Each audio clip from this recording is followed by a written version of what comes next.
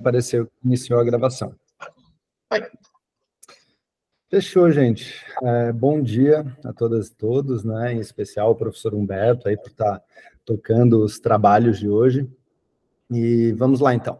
Eu vou começar falando um pouco sobre alguns pontos que eu considero importantes aí acerca da matriz tributária brasileira, para até fazer uma comparação aí com a matriz tributária dos Estados Unidos, que seria o tema de hoje, e depois eu passo, então, a palavra ao professor Valcir, para que ele traga aí as considerações dele sobre o tema. O professor Valcir, ele gosta de falar que a gente descobre muito da cara de um país a partir do momento que a gente analisa a sua matriz tributária. Ou seja, analisar os dados que demonstram de quem se cobra mais e, posteriormente, com quem se gasta mais o produto dessa arrecadação, acaba demonstrando a face e a cara de um país. E eu concordo com isso. E essas duas perguntas, né, de quem se cobra e com quem se gasta, elas trazem dois conceitos que são muito caros para a gente, e que, com certeza, aqui todos vocês também familiarizados, que é a questão da progressividade e da regressividade tributária.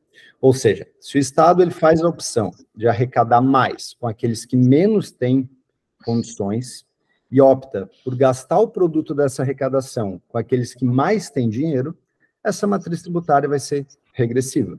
Agora, o oposto, se o Estado optar por arrecadar mais daqueles que mais têm capacidade contributiva e gastar mais com aqueles que menos têm condições materiais, essa matriz tributária ela vai ser, então, progressiva.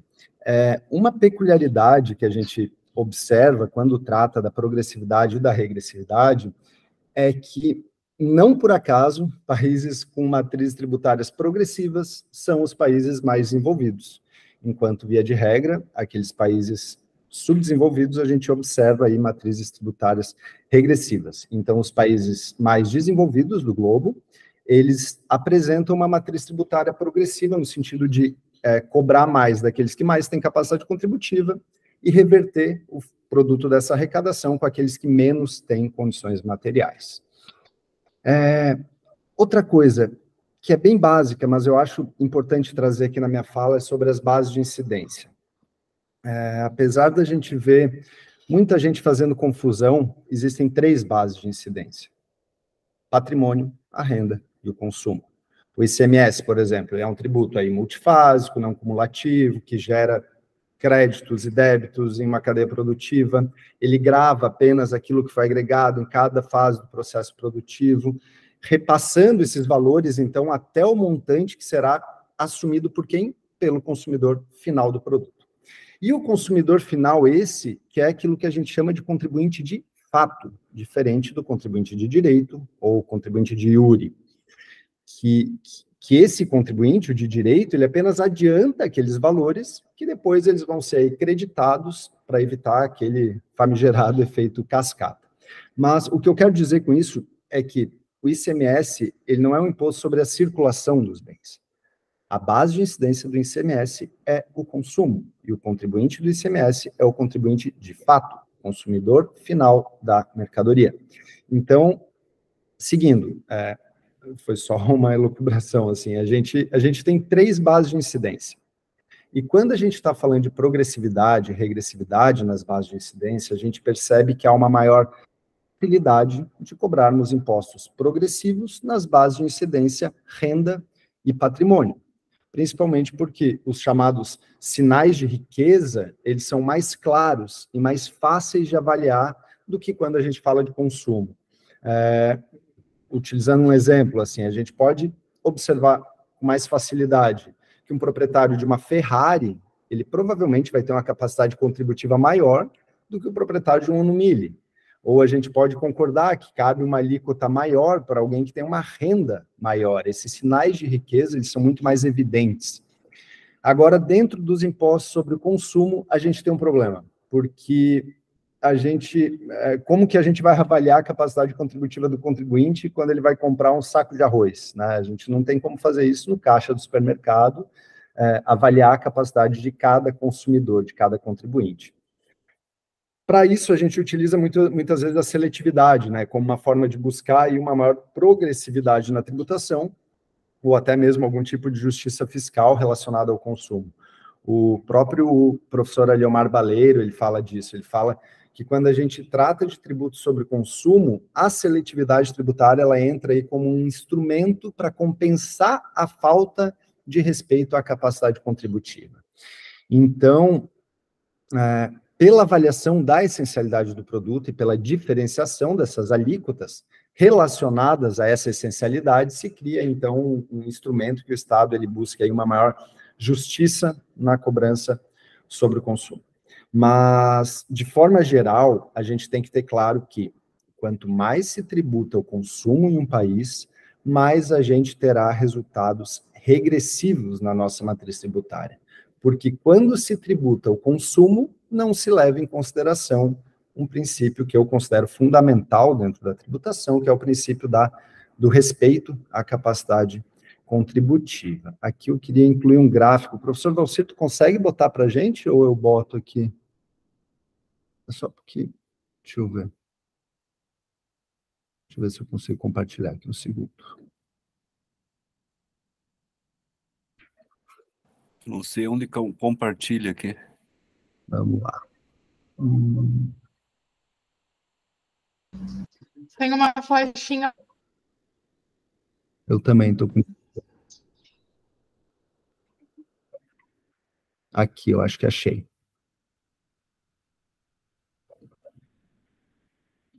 Janela... Pera, você está numa aba do Chrome ou você está num programa separado? Compartilhar. Vejam aí se vocês estão vendo.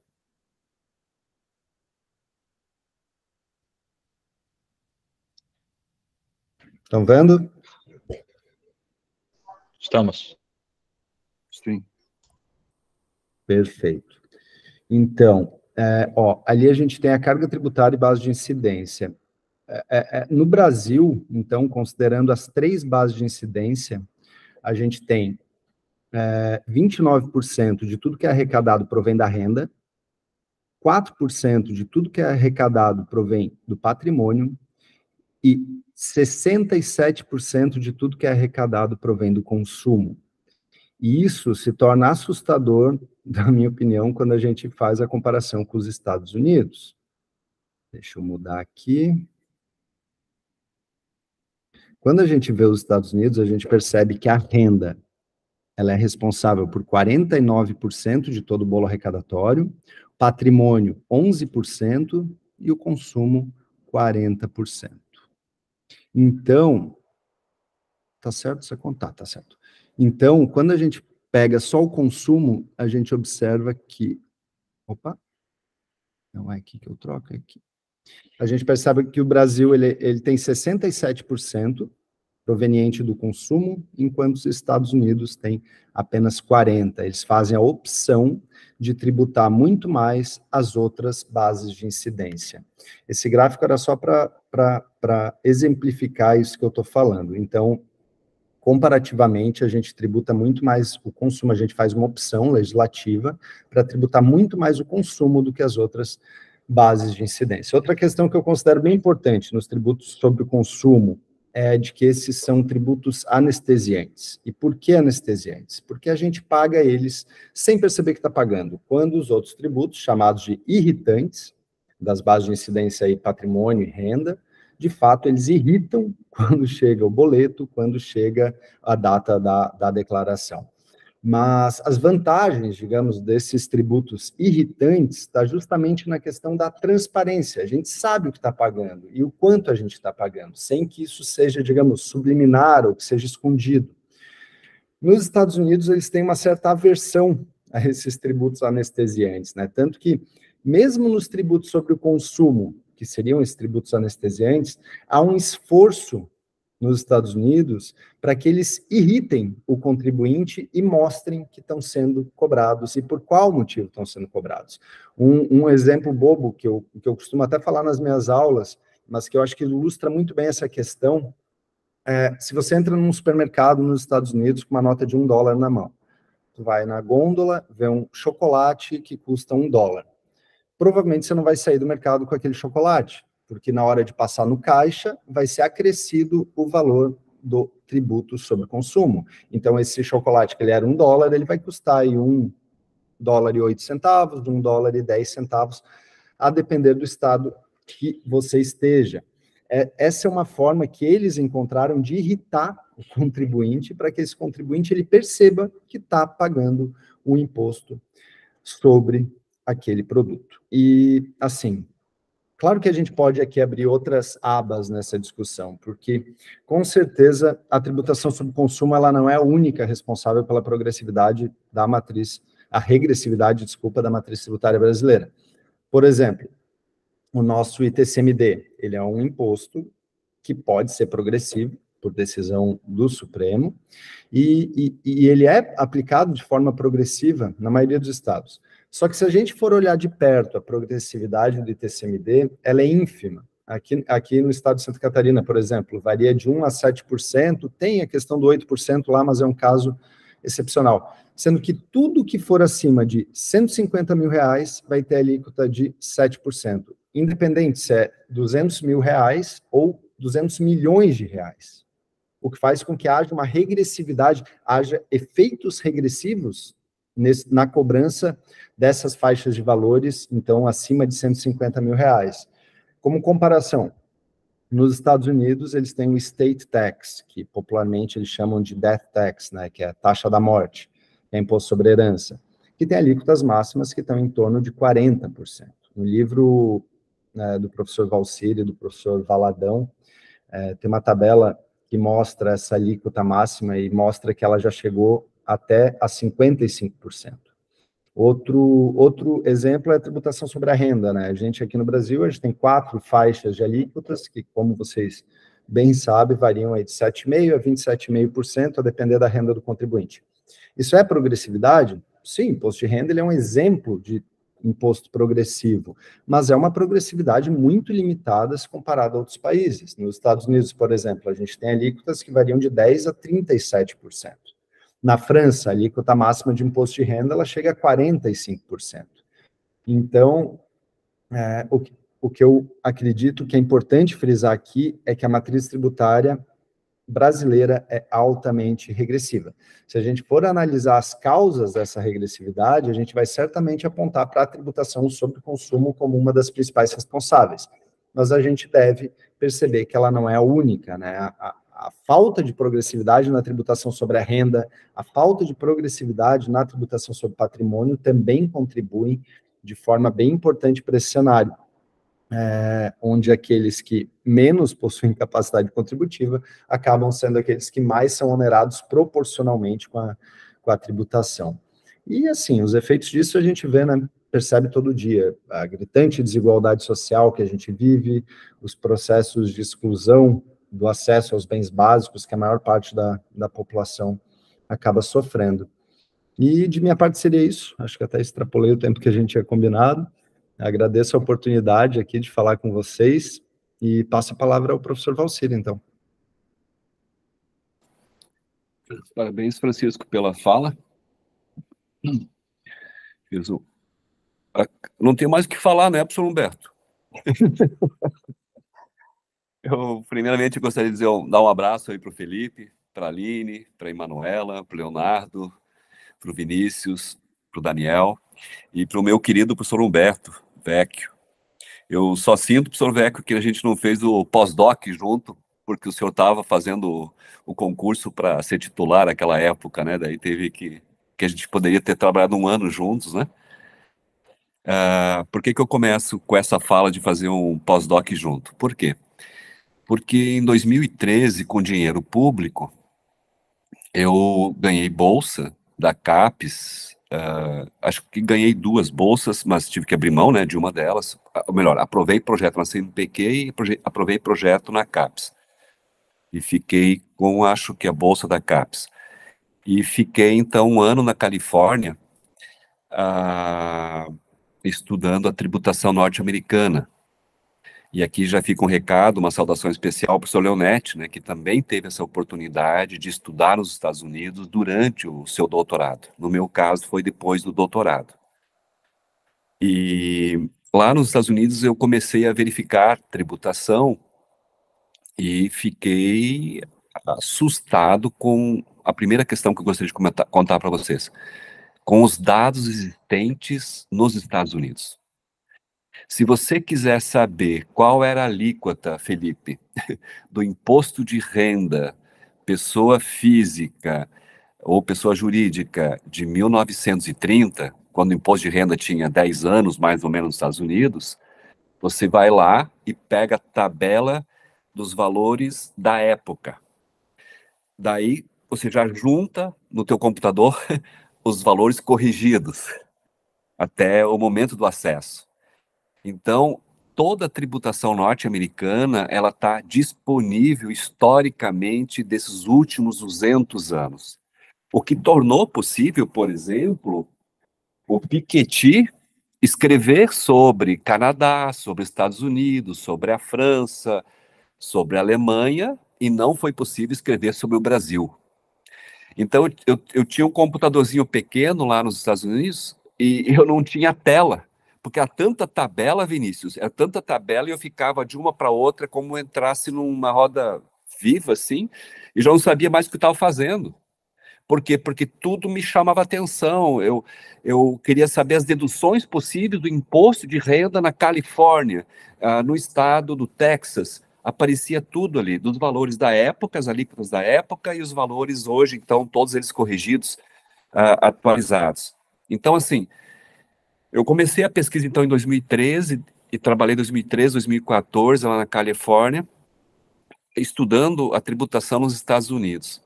E uma das coisas que me chamou a atenção é que a Federação Norte-Americana, que a gente escuta de centrípeta e centrífuga, né, que ela é diferente da nossa, porque a nossa, os estados e os municípios ficam dependentes da União, e lá, o contrário, a União fica dependente dos governos estaduais, dos governos locais. E então, a tributação nos Estados Unidos, ela tem essa primeira característica, é a federação. A federação deles funciona de outra forma do que a nossa federação. Então, toda a lógica de quem vai ter a maior parte do bolo arrecadatório na federação, lá ela tem mais no governo local, governo estadual, seja um distrito, seja uma cidade, seja uma região, né? Porque tem várias, depende de qualquer um dos 50 estados norte-americanos, tem configurações diferentes. Então, lá, quem fica com o pires na mão é o presidente dos Estados Unidos. Aqui não, aqui são os 26 mais DF, né, 27 estados e DF, e mais 5.570 municípios, sempre lutando na marcha dos prefeitos para a gente alterar a Constituição Federal para ter mais 1% de repasse do imposto de renda e do IPI, conforme está na Constituição Federal. Então, é uma outra relação lá, tributária, na Federação Norte-Americana com a Federação Brasileira.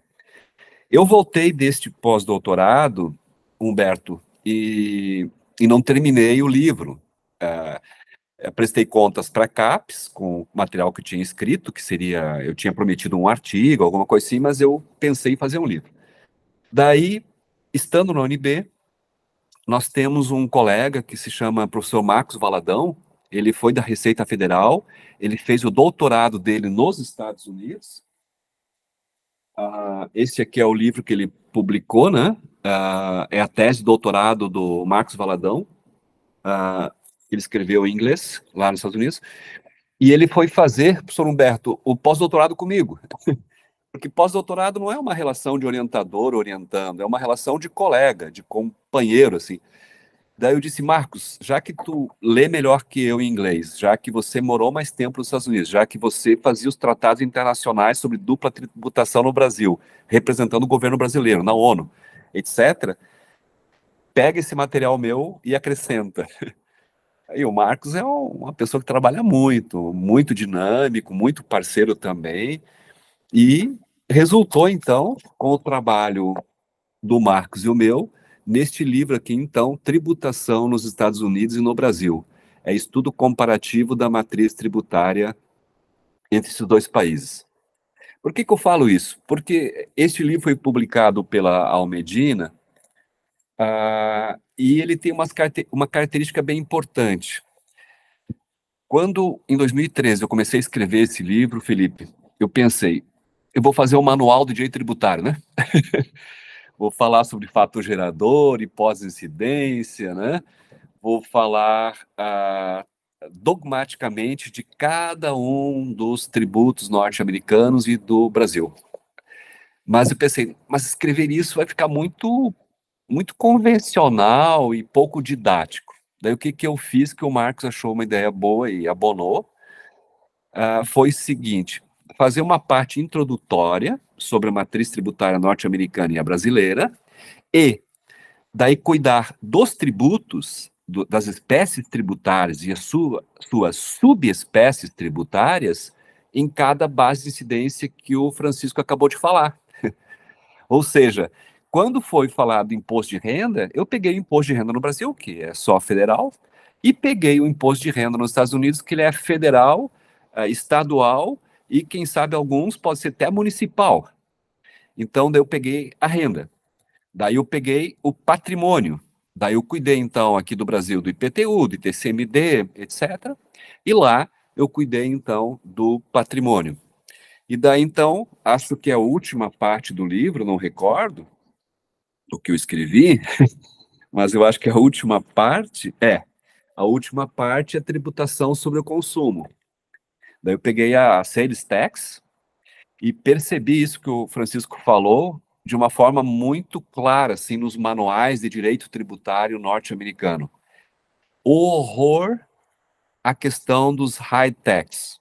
O horror de tu não saber, Felipe, quanto você está pagando de tributo na compra de uma caneta.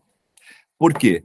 Lá nos Estados Unidos tem três high tax, tem 3 tributos que são da União, que são um tributo especial sobre o consumo, como era para ser a ideia do IPI brasileiro na sua origem. O IPI era para ser um tributo geral especial sobre o consumo e se transformou num tributo geral sobre o consumo, que nem o ICMS. Porque a gente copiou, de certa forma, a tributação dos Estados Unidos para cá e adaptou. A União precisava mais receitas, transformou o IPI, que era um especial sobre o consumo, em um geral. A lista, né, do IPI, lá na origem, ela basicamente era cópia dos Estados Unidos também, que era tabaco, combustíveis e bebidas do espírito. Nossa cachaça, tá? Nossa bebida alcoólica. Então, bebidas por espírito. Então, é nestas 3 nessa tributação sobre o consumo especial, sobre o consumo da União, nestas 3 tu compra o pack de cerveja, tu compra uma cerveja, tu compra tabaco, ou compra combustível, 1 galão de combustível, e o preço está embutido. Isto, para eles, é um horror. Para um liberal, isso é um horror. Por quê? Porque tem que ficar destacado. Nós fizemos um trabalho, todos nós, tributaristas aqui no Brasil, para que tivesse um mínimo de transparência liberal nos tributos. E hoje a gente tem a nota, né, Vinícius? Valor aproximado de tributos. Eu chego a ter, assim, eu entro em pânico. É como se eu fosse comprar um lanche e a Emanuela, que está vendendo lanche, assim, professor Valcir, pode ser um valor aproximado de R$ 20. Gente, isso não existe. O valor é aquele exato valor do tributo suportado ao montante. Então, espero que com a reforma tributária agora, a gente consiga realmente destacar o valor específico do tributo, porque senão fica surreal. Em pleno século XXI, gente, nós não só digitalizamos a nossa imagem para passar a nossa voz, para que o Vinícius possa me escutar e me ver, como já estamos digitalizando a própria vida. E ainda a gente não consegue colocar o valor do tributo exato. Isso é um problema da administração tributária, é um problema para as empresas, para os contribuintes, é um negócio muito doido. Então, o que eu fiz nesse livro aqui? Eu trabalhei conceitos básicos, peguei os manuais de direito tributário lá nos Estados Unidos, que eles têm um horror, a existência só desses 3 tributos, né?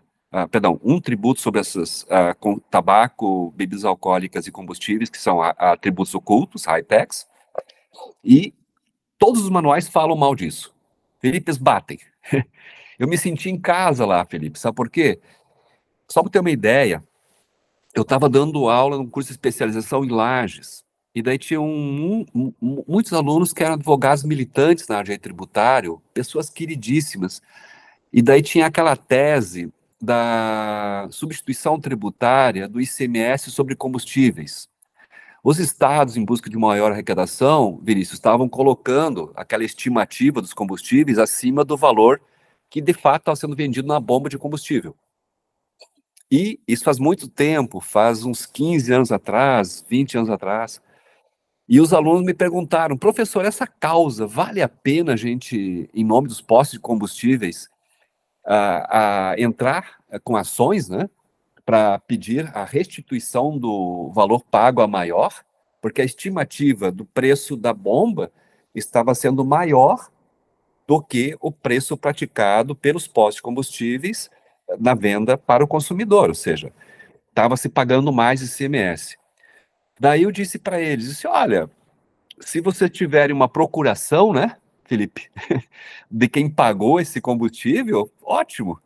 Eles não entenderam direito. E, claro, por quê? Porque quando eu falava tributo indireto, tributo direto e indireto, os manuais no Brasil, o que dizem? Que essa não é uma discussão jurídica, Vinícius. Essa é uma discussão econômica. Ou eu não sei de economia, ou eu não sei de direito. Quem sabe as duas coisas. O que é o 66 do CTN? É questão jurídica. Ou seja, na repetição do indébito tributário, só pode devolver dinheiro para quem efetivamente pagou. Tu não pode devolver dinheiro para o contribuinte de iure. Isso é e depois teve decisões do STF sobre isso, etc. Ou seja, só pode pedir a restituição do indébito tributário, só pode pedir a restituição do tributo pago a maior aquele que realmente suportou o tributo. Então, essa classificação em tributos diretos e indiretos, ela é da dogmática tributária. Claro que tem consequências econômicas, tem um mundo econômico à parte. Então, a gente brigava muito com isso. Quando comecei a falar e escrever, Aline, sobre tributação sobre o consumo, até eu mandei um artigo aí no grupo de WhatsApp, esse artigo é de 2010 que eu publiquei com o Rafael. O Rafael, ele fez mestrado na UNB, ele é da Procuradoria do DF, se não me falha a memória, e a gente escreveu esse artigo em 2010. Por quê? Porque em 2010 só se falava em circulação e produção. Vinha o ministro da Fazenda dizendo que ia desonerar a produção, porque ia reduzir, Daniel, o IPI. Então, a gente, assim, aos poucos, com grupos de pesquisa como este, comandado pelo professor Humberto, pelo professor Leonetti, com a professora Carolina, com o professor Gilson, a gente consegue lançar algumas luzes para que a gente possa fazer um livro como esse aqui, onde os tributos foram separados em 3 montantes. Base incidência imposto de renda, vamos comparar o Brasil e os Estados Unidos. Base incidência patrimônio, vamos comparar Brasil e Estados Unidos. Base incidência consumo, vamos comparar nós, Estados Unidos ou Argentina e assim por diante. Então, acho que é o que tem assim bastante original nesse livro, foi a escolha de pegar os tributos e não fazer como está no CTN, né? Tributos sobre o comércio exterior, né? Mas sim pegar nas bases de incidência. Por quê? Porque a questão da progressividade, da regressividade, ela, que o Francisco falou agora há pouco, tem consequências profundas na vida de todos os países, na vida das pessoas de todos os lugares, Leonardo. Por quê? Eu trabalhava no mestrado e doutorado da UNB com um texto do FMI, não sei se ele está em português ou em inglês, um texto antigo já, Vinícius. Os economistas do FMI falando sobre a questão da tributação progressiva e regressiva. E lá eles estimavam de 1 ponto percentual, eu não recordo direito, mas a ideia seria assim, 1 ponto percentual que tu cobra da arrecadação, que tu cobra do andar de cima, tem crescimento econômico. Sustentável por um período de 5 anos, de 0, alguma coisa do PIB. E os economistas, nesse mesmo paper, mostravam, se você cobrar 1 ponto percentual, algo assim, eu só não recordo direito, tá, colegas, do andar de baixo, como é feito no Brasil, que o andar de baixo paga mais ou menos 50% do que ganha em tributos, você tem um decréscimo do PIB sustentável para os próximos 5 anos, algo assim. Então, quando a gente fala progressividade, não é a questão de onerar mais quem ganha mais somente. É uma questão de desenvolvimento econômico sustentável ali. Sai governo, entra um partido, entra outro partido, não importa o que vai acontecer se tu tem uma tributação mais progressiva. Ela tende a fazer um desenvolvimento econômico mais sustentável a longo prazo. Só para terminar minha fala, então, para não me delongar, nos Estados Unidos eles têm eu não sei, é um livro, é um anuário que se chama WUPES, e que eu gostaria de contar com o grupo de pesquisa nosso, este aqui, e com outros grupos de pesquisa para fazer esse livro aqui no Brasil.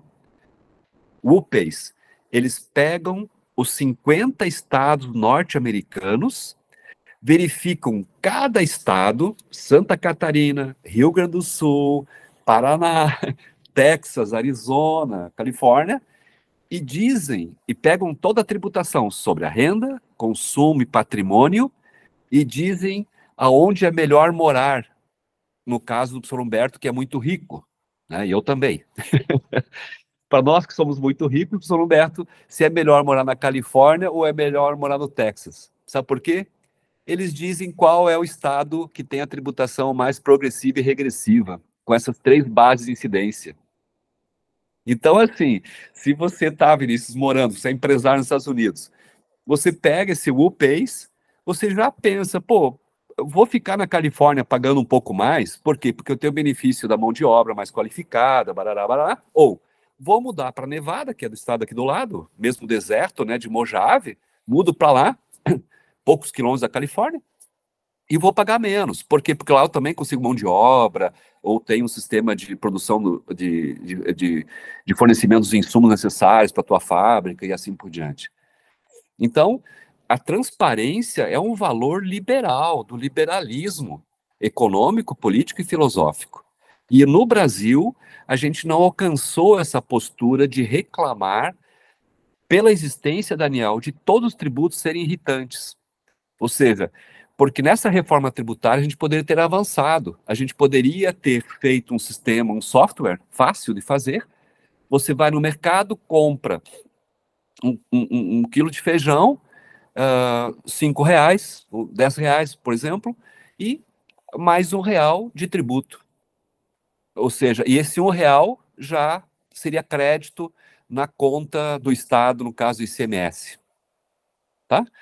Nós temos tecnologia, base tecnológica para isso? Temos. Nós temos um imposto de renda que tem uma base tecnológica, uma capacidade de processamento assim fantástico. Nós poderíamos ter avançado muito, muito mais nessa proposta de reforma tributária. Mas para encerrar, eu estou muito contente com essa proposta de reforma tributária, porque é a primeira vez no Brasil que estão discutindo progressividade, regressividade, cashback, que pelo menos nunca vi nas anteriores. Em 2010, o Sandro Mabel, que era o relator da reforma tributária, participava das reuniões do grupo de pesquisa que eu coordenava da UNB.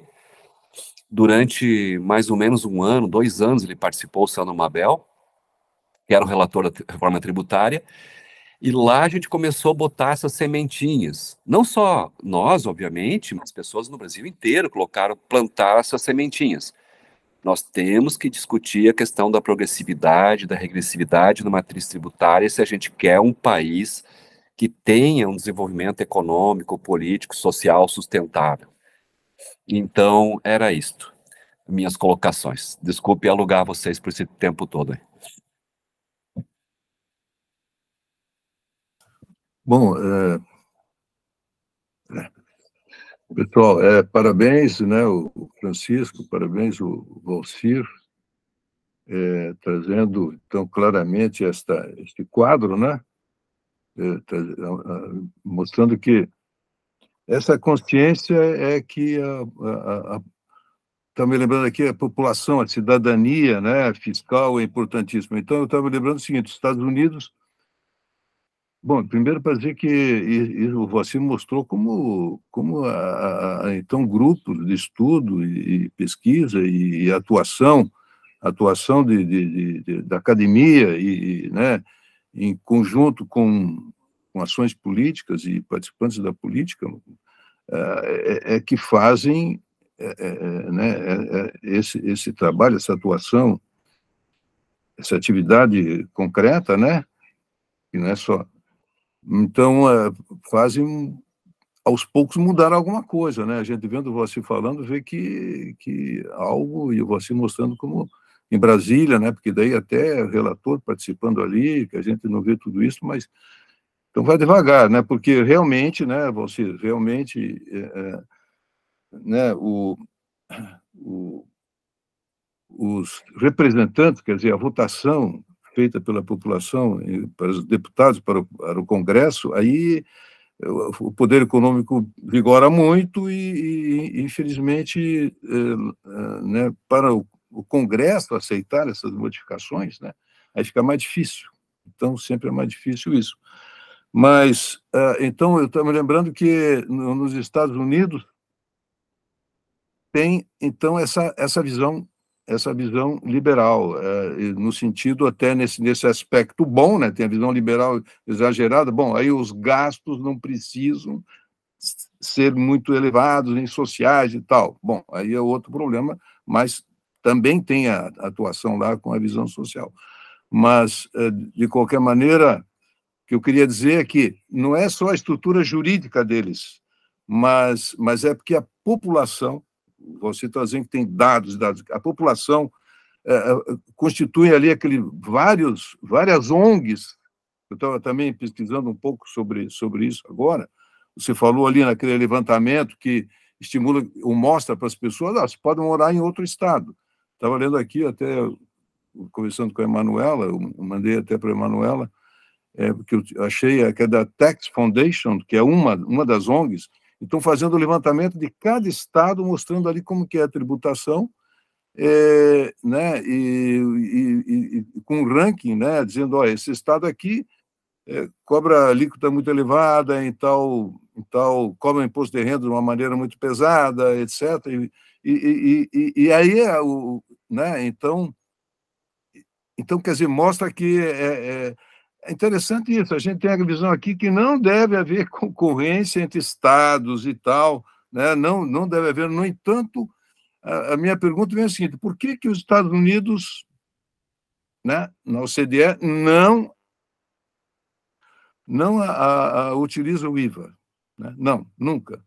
Mas a gente olhando um pouco ali, vê que como é que ele vai adotar o IVA, como é que ele vai simplesmente mudar toda essa estrutura histórica e essa participação, essa visão, adotando um IVA, qual vai ser a consequência?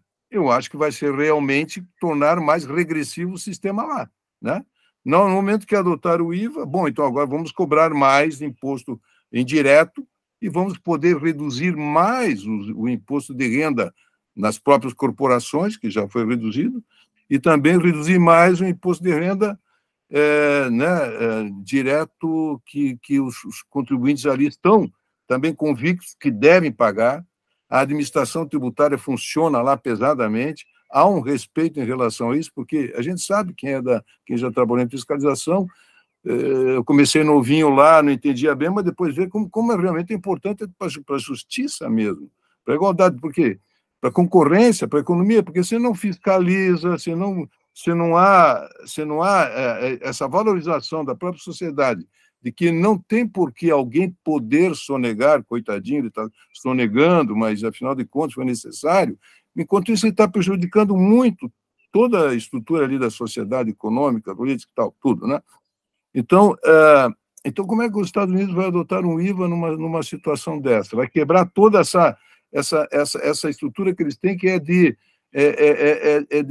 competência concorrencial. É impressionante, eu estava lendo, então, esse levantamento, mostrando que cada estado, cada cidade, cada condado ali pode ter uma tributação diferente. É uma complexidade tremenda, o que mostra também que quando se fala essa complexidade, o Brasil é manicômio. Eu não sei o que diriam, eu não sei o que diriam se o sistema tributário aqui é manicômio e lá nos Estados Unidos o que é, mas, no entanto, afinal de contas, o desenvolvimento da economia dos Estados Unidos é gigante, estamos aí ainda, né? Então, falar quando a gente compara o Brasil com os Estados Unidos, uma coisa que me chamou a atenção é o seguinte, o PIB dos Estados Unidos agora em 2022 é 26 trilhões de dólares, né? 26 trilhões de dólares. O PIB do Brasil em 2022 foi praticamente 10 trilhões de reais. Ora, 10 trilhões de reais dá 2 trilhões de dólares, né? Então, ele não chega a 10% do PIB dos Estados Unidos. E como é que nós vamos comparar que os Estados Unidos têm 26, atualmente que eu li, ou 24, né, por cento de arrecadação do PIB? 24. O Brasil tem 30 e poucos, é muito. Os Estados Unidos só arrecada 20 e pouco por cento do PIB. Mas quanto que dá 20 e pouco por cento do PIB? Dá 5 trilhões de dólares de arrecadação. 5 trilhões de dólares, o que daria... Quer dizer, dá 2,5 vezes o PIB brasileiro só em recursos arrecadados. Do PIB inteiro. Né? Quando o Brasil arrecada... Né? Então, quer dizer, como se comparar uma situação dessa? Então, o Brasil deve reduzir a arrecadação, ainda vai conseguir resolver essas questões. Por quê? Porque os Estados Unidos têm menos arrecadação, mas não é possível comparar dessa maneira muito, muito simplória. Então o que chama atenção é essa concorrência, né? Então, qualquer estado pode cobrar também imposto de renda, vai estar sujeito ali àquilo que você falou, que uma pessoa prefere morar no outro local, etc., mas outros vão preferir morar ali, talvez, porque eu pago mais aqui, mas aqui eu acho melhor pagar, acho bacana, pago aqui, tem mais segurança ou menos, enfim, mais segurança ou alguma coisa a mais. Então funciona dessa maneira, então, essa competência, então, assim, ela é concorrente, exceto, né, como também a Manuela verificou, você estava conversando sobre como é que funciona lá a exportação, realmente é previsto lá que... Então, a gente conclui que exportação e importação, aí sim há um poder de regulação federal, né? E há imunidade recíproca entre os entes da federação. Mas o restante eles podem cobrar. Interessante isso, né? Quer dizer, quando se fala simplesmente, os Estados Unidos não adotam o IVA. E aí vem sempre essa dúvida aqui no Brasil, como nós vamos fazer agora, o IVA, será que cobrar? Fica a dúvida, Valcir, apesar, tomara, né? Eu estou torcendo, rezando, né?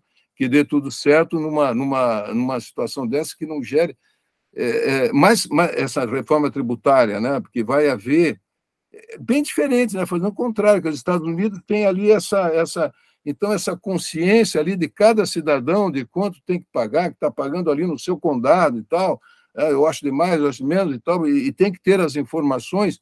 E será que agora no Brasil vai ser assim, o contribuinte, de fato, né, é chamado agora contribuinte. Até vi um artigo da Melina, né, dizendo, olha, contribuinte é aquele que paga, os outros não são contribuintes. Até ela disse que são apenas taxpayers, ou outra expressão, mas, na verdade, né, eles são aqueles que, de qualquer maneira, continuam em contato direto com a arrecadação, com a administração tributária, né? Mas, então, essa questão da repetição, né, do que o contribuinte de fato pagou. Então, se o Brasil realmente conseguir agora esse contribuinte né, ser valorizado, isso é importante para a cidadania. Olha, nós realmente estamos pagando, e essa ideia de ser um tributo que é bom cobrar, porque as pessoas não percebem, é realmente uma maneira completamente antidemocrática de pensar. Nós vamos cobrar um tributo, colonial, né? Vamos cobrar um tributo, mas ninguém sabe que está pagando, então isso é um tributo bom. Então vamos utilizar esse. Foi um sucesso, o IVA, porque a pessoa não percebe muito que está pagando. Bom, lá nos Estados Unidos é diferente. Agora, esperando, mas o Brasil precisa ter mais cidadania também, ou seja, haver uma conscientização para poder cobrar e exigir informações e ter isso que acontece nos Estados Unidos. Não é só as normas, mas tem que ter realmente uma atuação e talvez, como você está dizendo, grupos de estudo, etc., tal, possam ajudar um pouco. Eu só queria ainda, para terminar aqui, dizer o seguinte, está vendo um artigo aqui que tem em relação à carga... às vezes eu penso assim, em analisar o sistema tributário sob o ângulo do trabalhador. Isso como eu estava pensando, assim, o ângulo do trabalhador. Quanto que o trabalhador está pagando? Bom, então aqui, aliás, o Francisco, você disse ali que 40% parece, 40% lá na divisão dos Estados Unidos, 40% é indireto. Eu não sei o que está incluído ali no que é considerado consumo, imposto sobre consumo, o percentual do imposto de consumo nos Estados Unidos. Deixa eu ver aqui na tabela se fala alguma coisa. Porque aqui eu tinha feito dentro do levantamento aqui, né, o imposto geral individual dos Estados Unidos, 2 trilhões, e o payroll taxes, 1 trilhão e pouco. Mas isso aqui eu acho que é só federal, então eu não vi bem, eu não consegui bem as informações de quanto é arrecadado de imposto indireto mesmo, imposto de consumo lá mesmo. Porque aqui no Brasil se considera que COFINS é consumo também, acrescenta ali, porque, né? Mas eu não sei se o payroll lá o que foi considerado nesse levantamento, porque realmente o que o empregado paga, né, ao receber o salário,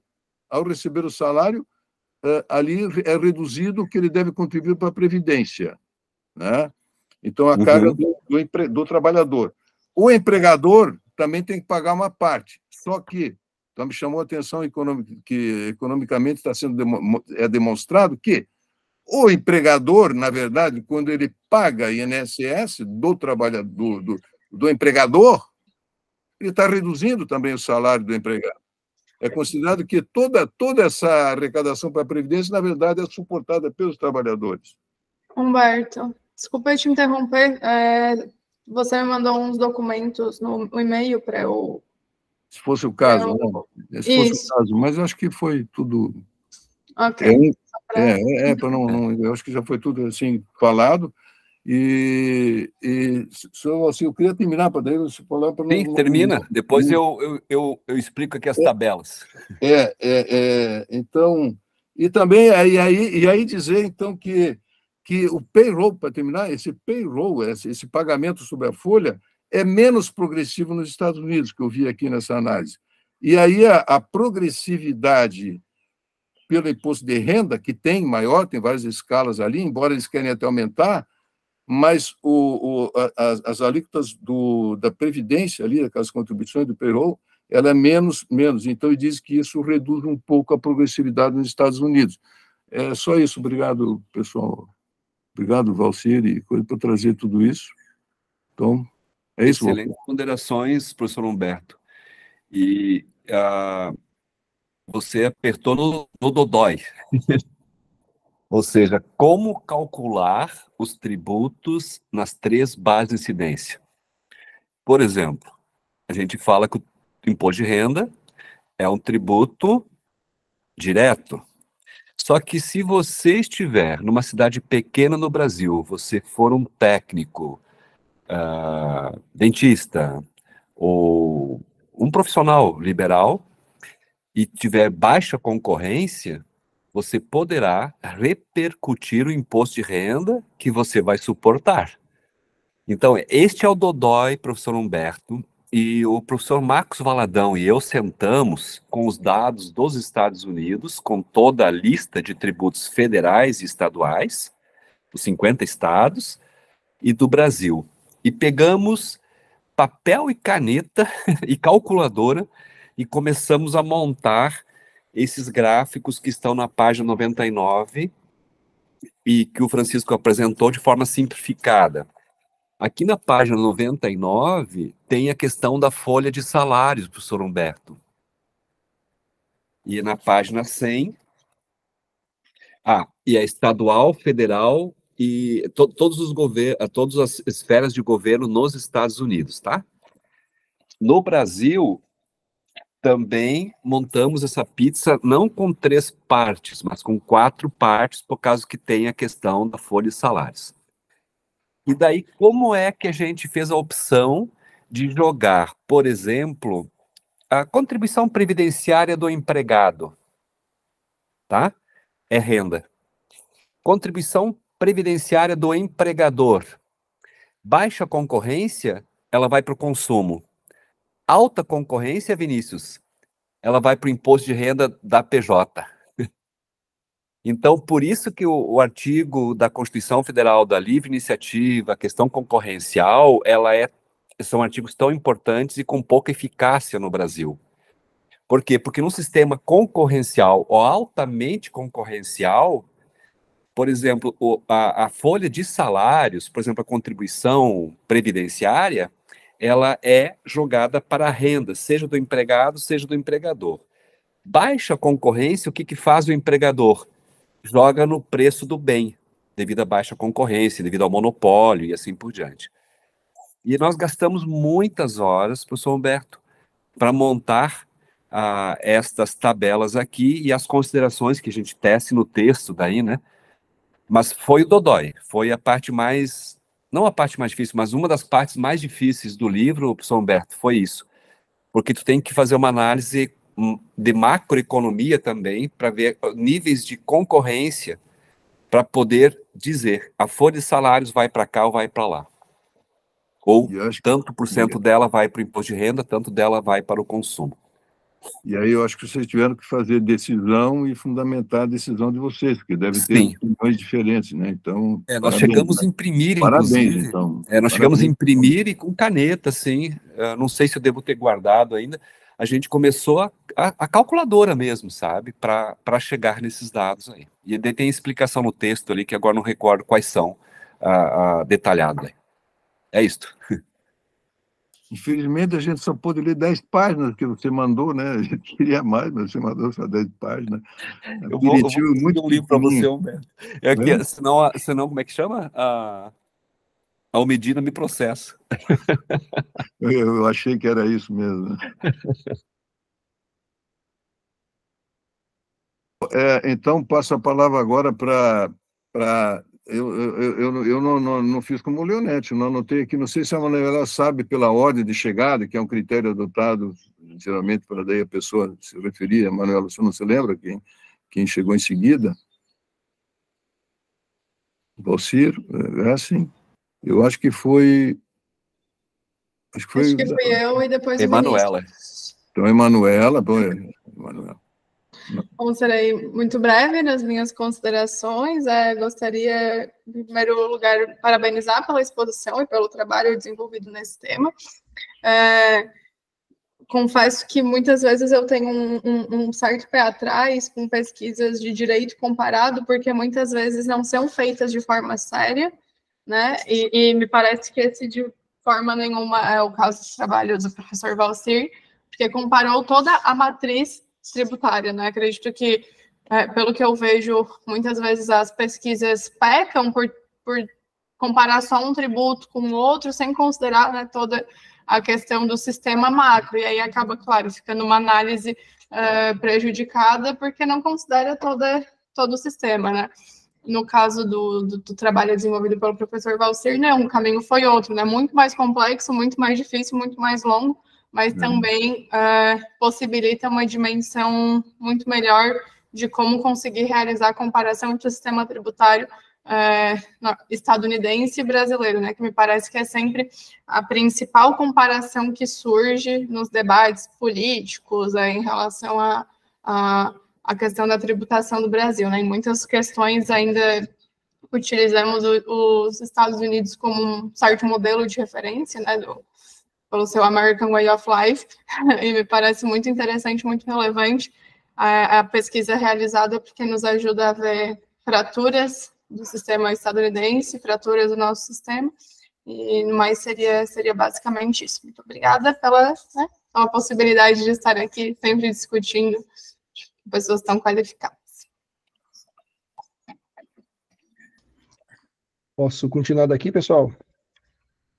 Bom dia a todos. Bom revê-los. Estou um pouquinho afastado do grupo, peço desculpas por isso. Alguns compromissos profissionais, mas consegui aí encaixar na agenda esse encontro para prestigiar, né, professor Valcir, o livro que é fantástico, e a oportunidade de conversar com o autor, né? Não vamos desperdiçar isso, né? Podia ser um programa assim, fale com o autor, né? Tire suas dúvidas. Beleza, gente.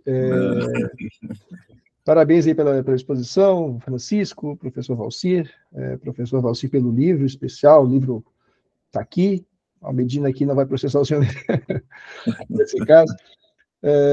Realmente fantástico, o livro está me ajudando bastante aí no projeto de doutorado, quero trabalhar aí, como já comentei com alguns, a comparação, né, Brasil e Estados Unidos, Brasil e Inglaterra, na parte do orçamento, né, e que tem tudo a ver com a matriz tributária, também o estudo da matriz tributária, seria o outro lado, né, dessa análise aqui, o lado dos gastos. Então, me serviu bastante essa obra, gostei bastante, parabéns. Quando fui pegar a obra para dar uma relida, né, vi que já tinha as observações aqui na frente, então já foi mais tranquilo, a análise já tinha sido feita, né, e só fazer alguns comentários com vocês.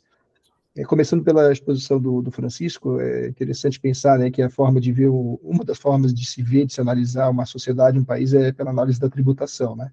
Eu costumo pensar isso, né, voltando meus estudos agora para o direito financeiro, que a forma de ver é olhando o orçamento.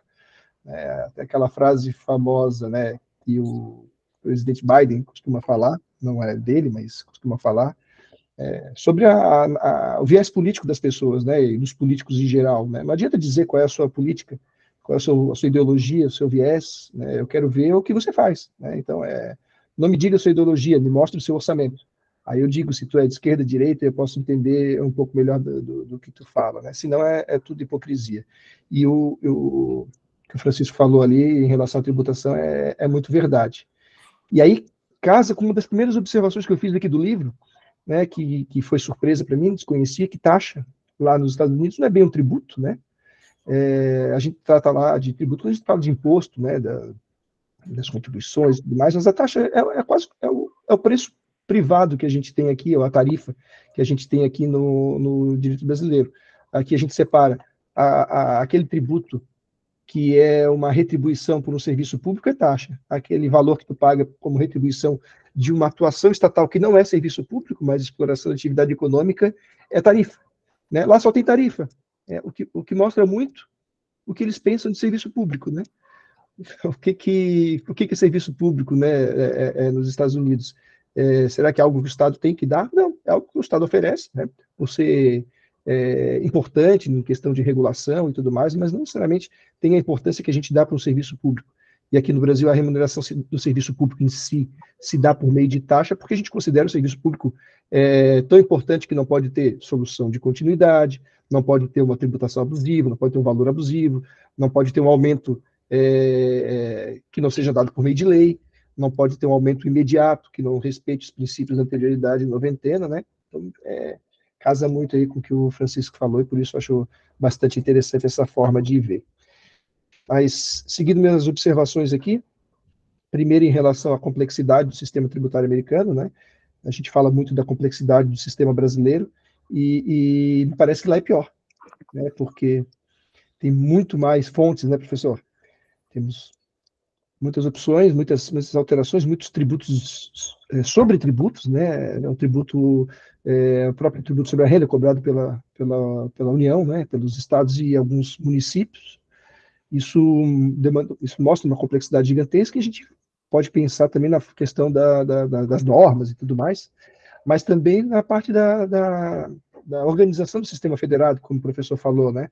É uma organização diferente da nossa, um início diferente do nosso, que dá muito mais poder para os entes subnacionais, se é que a gente pode usar essa palavra lá, né?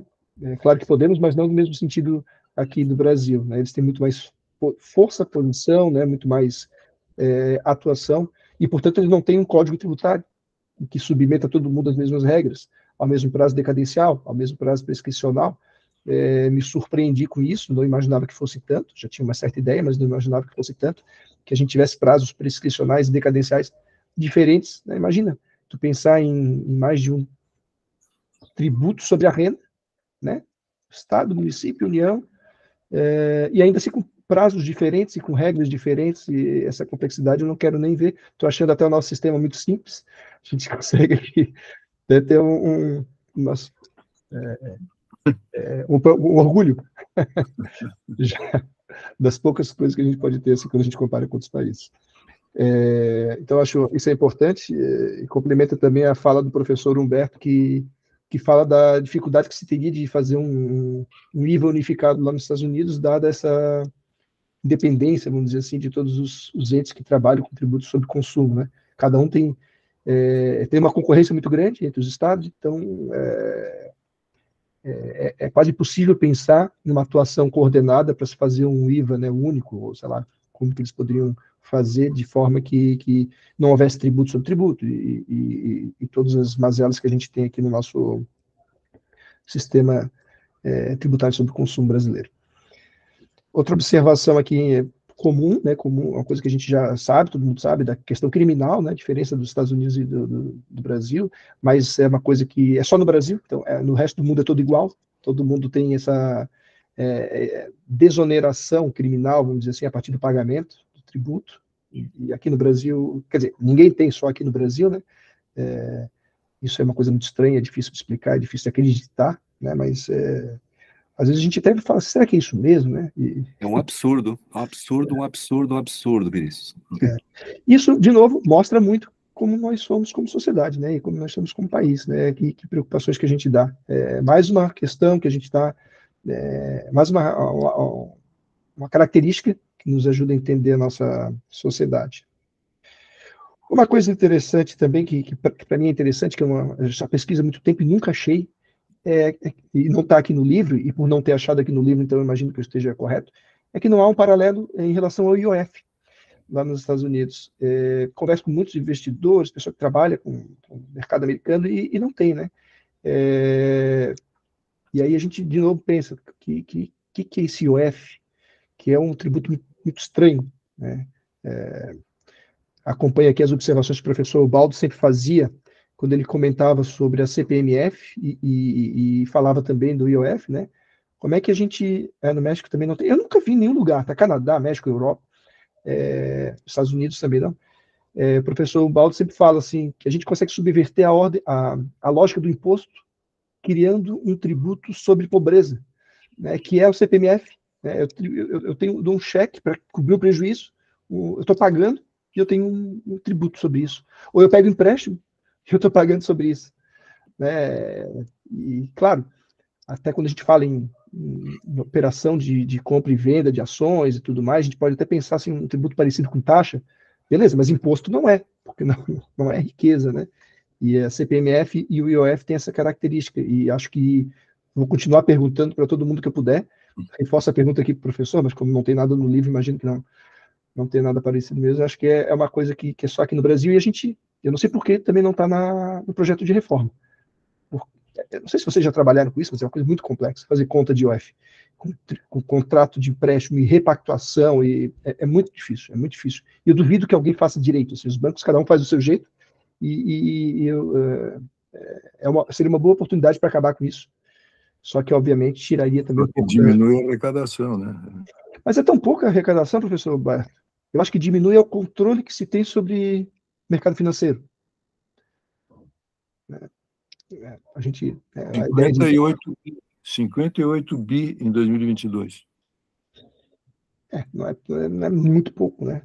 Mas, inclusive, a gente teve um aumento, né, no ano passado, de 2022, se não me engano, justamente para compensar, não, para compensar o aumento do gasto com Bolsa Família, né? Que foi uma coisa que foi bastante questionada, que o IOF sempre foi usado como tributo extrafiscal, e houve um aumento por decreto do presidente Bolsonaro, justamente para fazer uma compensação com o gasto a mais que se teria com aquele aumento do Bolsa Família, né, o Auxílio Brasil da época. O que mostra que ele não era tão alto assim, ele teve um aumento importante nesse momento. Mas, de qualquer forma, por que não colocar isso na tributação sobre consumo, que nada mais é do que o consumo de um serviço bancário, né? Não sei se todos os casos, sim, mas não sei se câmbio seria, mas eu digo para empréstimo, Já, mas não dá. Aí é que está, né? A gente jogar tudo no consumo vai pesar muito o consumidor, né? Por que não botar um imposto de renda? Esse que está sendo o problema, né? Porque não aumentar ali bom. Sim, mas de qualquer forma incide sobre o consumo de empréstimo, né? Está incidindo, só que está incidindo separado de um consumo específico que é ou que aproveitasse para acabar também. Então, acho que a questão é que é um tributo que já não faz muito sentido para mim, nunca fez muito sentido para mim, e fica essa observação. Só, né, é tão importante assim a gente lembrar que, na verdade, o nosso problema é o imposto de renda baixo, né? Então, os Estados Unidos aí resolve. Então, aí a gente fica procurando outras coisas, porque não pode cobrar um imposto de renda que seria o correto. Aí fica faltando dinheiro. Sim. E um pequeno aumento, né, de progressividade no imposto de renda já compensaria esses 58 bilhões aí do IOF. Outras observações que eu fiz aqui em relação à execução administrativa do IRS, né, nos Estados Unidos, possibilidade de expropriação de bens, né, comentário aqui do livro do professor também, coisa que a gente não tem no Brasil, a gente depende muito do Poder Judiciário, temos outras medidas extrajudiciais para compelir o contribuinte a pagar, mas nada que se compare a uma expropriação administrativa de bens, né, precisa do devido processo legal, de uma penhora no processo judicial, para poder fazer essa cobrança. Outra questão que eu achei bastante interessante aqui na página 126, não quero me alongar muito, mas é um ponto que me chama bastante atenção, falando sobre a responsabilidade dos sócios, né, das empresas menores, que não são as corporations, que a responsabilidade limitada é só para a dívida civil. Para o tributário, o sócio responde igual, junto, né, que embora a entidade seja, por exemplo, a empresa de responsabilidade limitada, que tem responsabilidade limitada dos sócios em relação a determinados aspectos, essa limitação não se aplica à tributação. A tributação da pessoa jurídica como entidade independente, como ocorre no Brasil para todas as pessoas jurídicas, só é efetivada nos Estados Unidos em relação às corporations, né, que são as sociedades anônimas. Então, é uma coisa bastante interessante em termos de responsabilidade tributária, ou de concepção de empresa mesmo como entidade independente.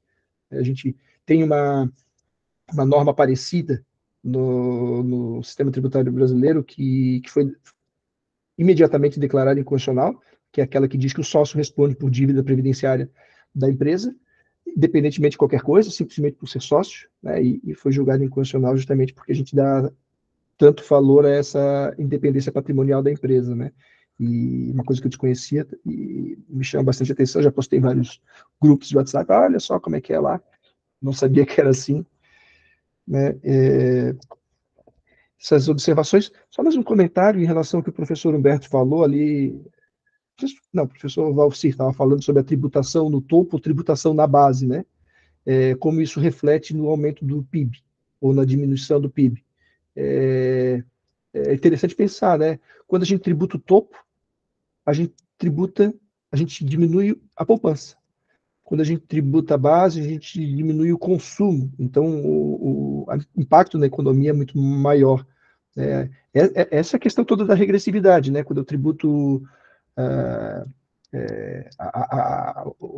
os estratos mais altos da sociedade, poupam mais, né? Então, qualquer impacto na tributação vai se refletir na poupança, não no consumo deles. Por isso que é importante pensar em uma tributação progressiva como como auxiliar, né, como incentivo auxiliar aí do PIB. Mas é isso, pessoal. Quis ser breve, não consegui ser tão breve assim, mas agradeço pela oportunidade e devolvo a palavra aí para o professor Humberto. Muito, muito bom, né? Interessante, tá pensando que isso vai ficar gravado, eu acho que é bom, eu acho que talvez a gente fazendo assim, tendo cuidado e no debate, aprofundando, contribui depois. Eu estava só, antes de passar a palavra para o Daniel, né? Eu só lembrando, né, Valcir, que me chamou a atenção que, então, essas pequenas, menores empresas lá, que não são as corporations, na verdade, o imposto de renda lá não é sobre as empresas, é sempre sobre os seus titulares. Não é isso? É sempre sobre titulares. O imposto de renda ali é individual, não é para a empresa. Então, faz meio sentido com ali que, então, a responsabilidade tributária também, né? Bom, eu não sei se você tem um comentáriozinho sobre esse aspecto, para eu passar para o Daniel. Pode passar para o Daniel. Nesse aspecto, não tenho. Só o Vinícius, o IOF, eles têm um tipo de IOF estadual lá, que incide sobre seguro, tá? Tá no item 4.3 do livro, eu acho. Eu vi, esqueci de comentar, só sobre seguro, né? Que aí só isso, Aí parece bem a questão do consumo, né? O consumo de serviço de seguro. Serviço de seguro, não é sobre propriedade, né? Mas bom saber disso. E aquela pizza, professor Humberto, eu tô com fome já, aquela pizza, nós optamos pelo IOF no Brasil ser sobre consumo. Exato. Tá, pois é, são as opções fundamentadas, é claro. Aí, Daniel, vamos lá. Bom dia. Bom dia, pessoal. Agradecer a contribuição do Vinícius, do Valcir, do Francisco, do Dr. Humberto, que me precederam. E eu não sei se ainda tem esse gancho, mas o Dr. Valcir, ele citou que a gente é anestesiado, mas seria muito melhor que a gente conseguisse enxergar que em cada tributação, cada produto que a gente está comprando está incidindo 2, 15, 20 reais de tributo, né? Mas me parece que seria tão mais lógico se fosse esse cenário, né? É tão mais fácil entender a tese do século, o RS 574-706, né? Sob essa perspectiva, né? Porque a gente saberia exatamente o quanto de ICMS tirar ali da base de cálculo do PIS/COFINS, que seria o faturamento, pelo menos assim eu entendo, né? Mas em outro gancho que eu queria pegar até com o Vinícius, né? É que a matriz tributária dos Estados Unidos e do Brasil, elas são realmente diferentes, mas é interessante verificar os pontos em que elas se aproximam, né? E aí a gente pega o caso do Wayfair versus Dakota do Sul, né? Que superou o precedente da Quill Corp e a Dakota do Norte, que considerou possível a tributação de um estado que não tem a presença física de uma empresa, né? E conseguir relacionar isso com a emenda constitucional 87 de 2015, que foi a emenda do e-commerce, né? Então, a gente percebe que a realidade, né, do próprio comércio vem se alterando globalmente, né? E as matrizes tributárias vão incorporando isso de alguma forma, né? Bom, mas o que eu queria trazer aqui, né? E interessante o ponto de vista do Francisco relacionando a progressividade com a matriz tributária, né? E aproveitando o próprio conceito, seu acordo semântico da matriz tributária, que seria aí o próprio resultado das escolhas feitas em um determinado momento, né? A gente encarar a progressividade como uma dessas dimensões da matriz tributária, e aqui eu vou ser um pouco audacioso para também tentar incluir o próprio nível de complexidade, né, como uma das dimensões da matriz tributária, né? Então, a matriz tributária, né, e os problemas relacionados tanto à equidade e à eficiência, que é o tema de hoje, eu entendo que tem uma relação íntima aí com a própria complexidade do sistema tributário. E a complexidade, nesse aspecto, seria mais um atributo que vai dosar o nível de equidade ou o nível de eficiência que o sistema tributário vai ter, né?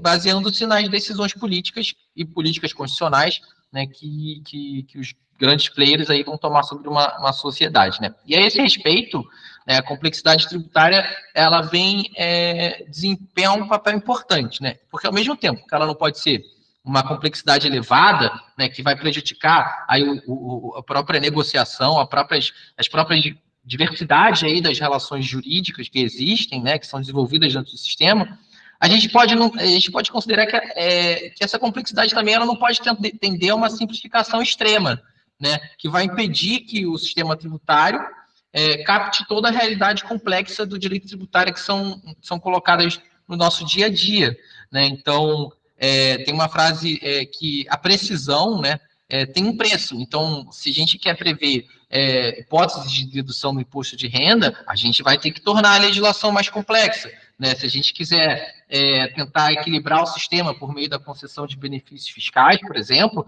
inevitavelmente a legislação vai ter que ficar mais complexa, né? A gente pode, talvez, aí trazer como exemplo um imposto na Inglaterra antigo, né, que era baseado, imposto sobre propriedade, que era baseado no número de janelas, né? Em termos de simplificação, é muito bom, é um imposto muito simples.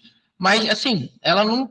Esse tipo de base, né, esse tipo de aferição, evidentemente que não vai captar toda a realidade complexa que envolve aí no patrimônio, né?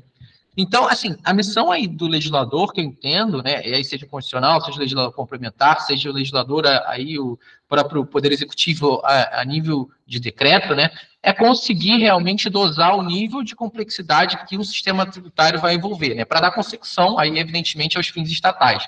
E aí, muitas retóricas, a gente percebe que nas próprias propostas de reforma, são construídas em relação à simplificação, né, a simplificação como um fim em si mesmo, né, e que não correspondem, para mim, ao real objetivo de um sistema tributário, né, que eu entendo que o sistema tributário deve ser eficiente, deve promover a equidade, né, e a complexidade, né, e a simplicidade, né, elas vão ser um meio, um atributo pelo qual a gente vai conseguir atingir esses objetivos. Então, a partir do teu conceito, né, que a matriz tributária, resultado das escolhas de um determinado momento histórico, né? E aí incorpora diversas questões a matriz tributária, que é o conjunto de normas, né? As questões dogmáticas, né? Enfim, eu posso acrescentar aí que o nível de complexidade de um sistema tributário também vai depender do nível de complexidade das relações jurídicas e não só tributárias de um sistema como um todo, não só o sistema tributário, né? Então, assim, eu proponho aqui assumir que um sistema tributário ele é inerentemente complexo, que a tributação vai ter um grau sempre de complexidade e basicamente por dois motivos, né? Primeiro, porque aí o direito tributário ele é um direito de sobreposição, né, com a realidade que se coloca, né? Então, é um direito que lida com uma realidade cambiante, né? E um segundo motivo pelo qual a tributação teria sempre uma dose de complexidade, pelo próprio modelo dos estados federados, né, que permite aí que vários estados, né, várias unidades da federação, cobrem tributos sobre realidades econômicas próximas, né? Então, eu queria propor aqui que talvez a gente possa, eu também pretendo me aprofundar nisso, de considerar aí que a complexidade é uma dimensão não só de um sistema tributário, mas de uma matriz tributária, de uma matriz como um todo, né? Porque é o que vai nos abrir o olho, né? Talvez com ter uma honestidade intelectual de assumir um sistema tributário como algo complexo, né? Como dosar isso e como enxergar o nível de complexidade que a gente pode cortar porque está prejudicando aí a eficiência ou a equidade, né? E por último, né, um outro ponto que me salta aí nessa questão da matriz tributária é a gente parar e observar a decisão constitucional sobre o que vem primeiro, né? A despesa ou a receita, né? E me parece que a nossa Constituição, quando traz logo no título 2 aí os direitos e as garantias fundamentais, né? E aí com os respectivos capítulos de direitos individuais e direitos sociais, faz essa decisão, que primeiro a gente tem que considerar aí as despesas e que o tributo é o que vai realmente dar consecução para essas despesas, né? Mas sem esquecer, né, e aí a gente traz aqui do Lyle Murphy, do Thomas Nagel, né, do próprio livro do Mito da Propriedade, né, que a tributação é o que vai permitir realmente essa liberdade, né? Para a gente ter os direitos individuais, né, protegidos, a gente precisa aí de ter uma realidade tributária aí já colocada, né? Então, entender que, ao mesmo tempo, nosso constituinte decide que as despesas são prioridade no nosso sistema e que a tributação vai dar consecução a essas despesas e a esses direitos, né, ao exercício desses direitos, mas também entender que esses direitos não existem sem que haja a tributação, né? Então, é isso que eu queria colocar aqui, são as minhas observações, né? Eu também tenho o livro, Vinícius. Então, agradecer aí todos os comentários, que especialmente do Francisco, de abrir o olho, assim, que a matriz tributária, ela possui realmente várias dimensões, né? E eu queria trazer nesse meu comentário, nessa minha intervenção, que a complexidade é uma dimensão da matriz tributária que deve ser realmente bem dosada e bem estudada para que ela possa ser, não muito, nem pouco, né? Ela ser suficiente para dar andamento às relações jurídico-tributárias que se desenvolvem dia a dia. Se fosse presencial, ia ter sessão de autógrafo agora, né, Daniel? Eu ia colher o autógrafo de vocês pelas ponderações interessantíssimas que vocês estão fazendo, Vinícius. Muito bom mesmo, Daniel, muito bom. E a ideia da complexidade ser incorporada, porque o professor Humberto já tinha cantado a pedra, o Vinícius reforçou a Emanuela, trocando mensagens aí, mandando, né? Realmente, não, porque, gente, não tem como ser simples, porque a sociedade, ela é plural, ela é complexa, tanto imagina o imposto de renda, ou seja, cada um de nós gastou com saúde, não gastou com saúde, tem dependência, não tem dependentes, né, teve renda maior, menor, e tudo isso é complexo, né, Daniel? Ou seja, então, parabéns, eu acho que eu vou pegar o autógrafo de vocês aí quando encontrá-los pessoalmente. Interessante agora como é tão complexo nos Estados Unidos, que nós estamos falando, que tem, inclusive tem aquela questão do mínimo imposto individual, como é que chama? Aquele cálculo do mínimo, né? Tem um sistema, lembra disso? Não lembro agora, especial? Humberto. Eles têm ali, em determinada situação, todas as deduções que podem ter no imposto de renda, mas quando chega um momento, há uma norma ali que diz, não, aqui você tem que pagar um mínimo, e aí é cancelado algum, Francisco, não, alguma redução ali que passa a não ter mais, ele vai ter que pagar 26% sobre a diferença. Tem uma sigla ali que é um mínimo imposto individual, acho que é isso, de renda, né?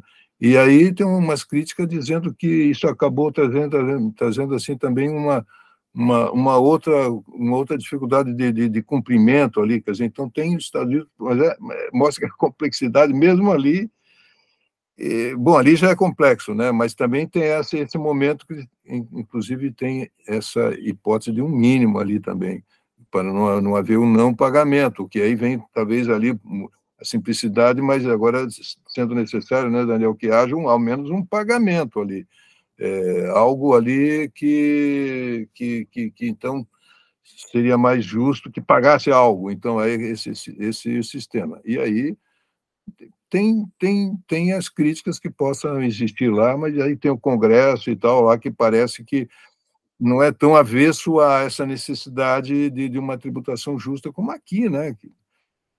Enfim, agora passo a palavra para o Felipe, né? Bom dia a todos, bom dia, professor Valcir, professor Humberto, professor Francisco. Eu acho que eu não tenho mais nada a acrescentar depois dessas duas intervenções aí sensacionais feitas pelo Daniel e pelo Vinícius. De fato, muito bem pontuado pelo Daniel, a complexidade é um elemento que deve ser levado em consideração, e eu até somo essa menção ao comentário inicial que o próprio Francisco abordou e depois foi reforçado pelo Valcir do modelo de federação que é adotado. Obviamente, o nosso modelo de federação, por ser um modelo construído sob uma base diferente, ele vai levar a escolhas diferentes. Eu não tenho como replicar a mesma lógica, né, de autonomia que, especificamente na área tributária, que os estados norte-americanos possuem, para eu refletir essa mesma autonomia em consumo para o território brasileiro. Daí porque eu vejo que o Brasil se amolda e se adapta de uma maneira mais próxima a um IVA, comparativamente aos Estados Unidos, que não conseguiria vencer o obstáculo da autonomia e da pluralidade de relações diferentes que cada estado comporta, né? Seja em relação à legislação, seja em relação às grandes diferenças culturais que os estados possuem nos Estados Unidos, né? Mas é isso, eu só queria fazer esse breve comentário, parabenizar a todos, dizer que eu tenho muita satisfação de participar desse grupo de estudos, sobretudo porque eu já sou egresso da UFSC, né? Terminei meu mestrado em abril, mas eu fico muito feliz de participar e muito contente de poder dialogar com esses grandes nomes de direito tributário, o professor Valcir, o professor Humberto, o professor Vinícius também, sempre fico atento aos seus comentários aí, e o professor Francisco, que nos encontramos recentemente, faz alguns meses aí nos corredores da UFSC, né, Francisco? Mas é isso, agradeço e devolvo a palavra para o professor Humberto. Muito bom, Filipe. Obrigado pela contribuição. Tem o Leonardo, né? O Leonardo está presente, Leonardo? Está a foto aqui.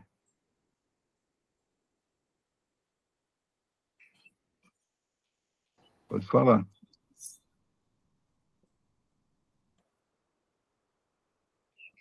Tudo bom, Leonardo? Então tá. Ok. Agradeço as contribuições, então, de estar informando. Tem mais alguém, o Emanuela, que eu não estou vendo na tela? Não, professor, todos presentes já nos manifestamos. Então, em primeiro lugar, eu quero agradecer a Emanuela, né? Porque sem a Emanuela não estaríamos aqui nessa reunião. Ela organizou tudo e tá gravando, sempre com essa disposição simpática. Então, muito obrigado, Emanuela. Tá? Até eu tinha enviado uns textos aí necessários, ela ia apresentar para mim, porque eu não treinei ainda, né? Vou deixando para depois. Mas não foi necessário, né, Manuela? Porque tudo foi a minha... se tinha alguma coisa, eu teria ali, mas foi tudo tão muito bem... Posso enviar no grupo, se você quiser. Não adapta, porque ali está tudo meio provisóriozinho, né? Então, aí, era para uma emergência aqui, que se a gente precisasse. Então, eu fico contente que foi essas manifestações interessantes, e eu acho que vai ficar uma gravação muito, muito interessante para quem tiver interesse. Bom, para quem conseguir acessar. Muito obrigado, então, você, Francisco, por tudo, e todos os demais. Foi muito bom estar aqui hoje com vocês. Alguém tem algo a dizer? Pode falar. Eu só tenho a agradecer ao Daniel, ao Leonardo, que não pôde se manifestar, né? A Emanuela, pela manifestação. Querido Felipe, bom reencontrá-lo. Vinícius. E o professor Humberto, né? E Francisco, obrigado aí pela oportunidade, né, de falar sobre o livro. Eu tenho que reler algumas coisas que a gente acaba esquecendo já, né? E sobre o OF, eu rapidamente peguei aqui, procurei, né, o texto base e achei sobre o OF, né? Porque eu não recordava mais, Vinícius. É isso. Já tem uma década, né? Que escrevi. Muito bem. Parabéns, você é uma grande contribuição aí para o estudo tributário aqui no Brasil, né? Então, parabéns a vocês. Obrigado, pessoal, gente. Então... As contribuições aí. Obrigado, professor Humberto, professor Valcir. Valeu, foi uma excelente discussão. Obrigado, Francisco. Pessoal, então, Daniel, todo mundo, Felipe, tal. Vinícius, Leonardo e a Manuela, mais uma vez, um bom dia a todos e muito obrigado. Até a próxima. Valeu, gente. Obrigado. Obrigado a todos. Tchau. Abração a todos e todas aí. Um abração.